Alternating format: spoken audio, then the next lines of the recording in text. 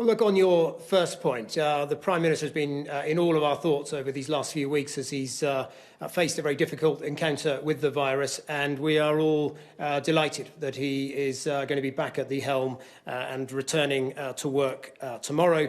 The government has set out its approach, which is that a week ago we decided that it was too early to ease any of those social distancing measures.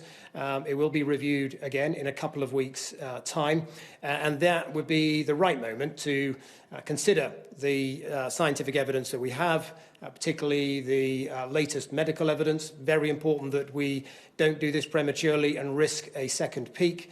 Very important that we see a consistent downward trend and sustainable reduction in the number of infections, and that is our position. But look, I'm sure that at some stage during the course of the week ahead, you will be hearing from the Prime Minister. And Stephen. Yes, so I think, as I've said before, I think it's really important to remember that the approach that needs to be taken to keep on top of this virus, to keep transmission down, will need to evolve over time. And it will need to evolve over time because the science and what we know about the virus is developing all the time. We are learning more and more. And even as we stand here today, there are certain pieces of key information that we would love to have to help us plot a way through the coming months is not available. So one piece of information is how many people develop immunity to the virus and how long that immunity lasts.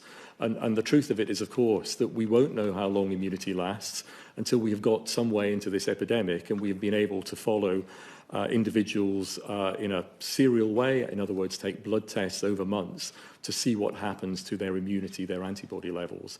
And as that information becomes available, and there are studies ongoing in this country that will do exactly that, and other countries, we will be able to evolve the scientific advice as to how to manage this virus. So this is not a sort of binary choice between being in one place and another set of measures. This is going to be a continually evolving approach based on the science and the emerging science as we learn more about it. Great, thank you very much. Next we have Heather.